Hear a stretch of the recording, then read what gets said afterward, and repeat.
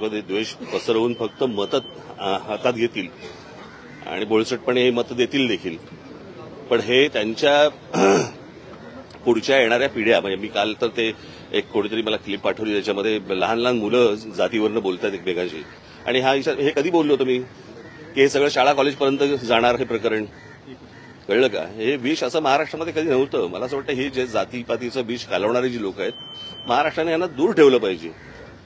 किती आवडलेलं काही असलं, किती आवडता पक्ष असेल नाही तर अजून आवडती व्यक्ती, पण असलं जर विष घालवणार असेल तर पुढच्या पिढ्यांनी कसं जगायचं, काय होणार महाराष्ट्राचं? आणि मी नेहमी सांगत आलो की जे उत्तर प्रदेश बिहारमध्ये ज्या प्रकारे सगळ्या गोष्टी सुरू आहेत तसं महाराष्ट्रात उद्या सुरू होईल. खून खराबही होतील याच्यावरनं.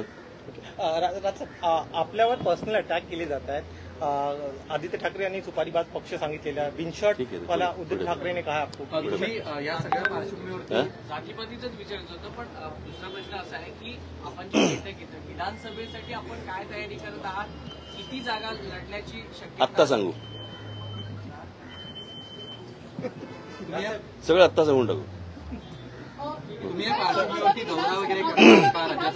मी जुलैमध्ये माझा महाराष्ट्र दौरा सुरू होईल, जुलै मिडमध्ये, आणि त्याला भेटूच सगळेजण आपण.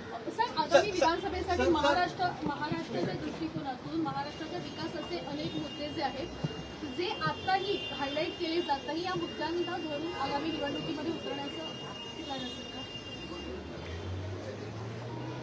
मला असं वाटतं मी आता युक्रेन आणि रशिया वॉर याचा मला असं वाटतं मी महाराष्ट्राच्या विधानसभेमध्ये प्रचार करेन.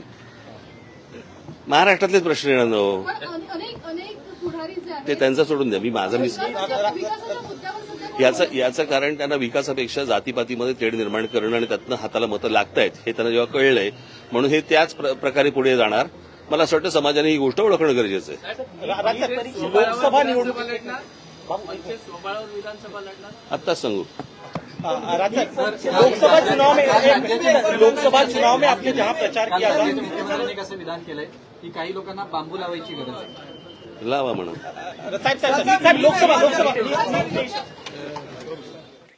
तर आपण पाहतो राजकारणी जातीपातीच्या राजकारणामध्ये अडकलेले आहेत असं राज ठाकरे यांनी म्हटलेलं आहे. जातीपातीचं विष कालवणाऱ्यांना महाराष्ट्रापासून दूर ठेवलं पाहिजे असंही राज ठाकरे यांनी म्हटलेलं आहे. त्याचबरोबर जुलैमध्ये महाराष्ट्राचा दौरा करणार असल्याची माहिती सुद्धा त्यांनी दिलेली आहे. आताची महत्त्वाची बातमी आपण पाहतोय. राज ठाकरे यांनी प्रसार माध्यमांना प्रतिक्रिया दिलेली आहे आणि त्यामध्ये त्यांनी जातीपातीचं विष कालवणाऱ्यांना महाराष्ट्रापासून दूर ठेवलं पाहिजे असं म्हटलेलं आहे. तसंच जुलैमध्ये महाराष्ट्राचा दौरा करणार असल्याचं त्यांनी म्हटलेलं आहे.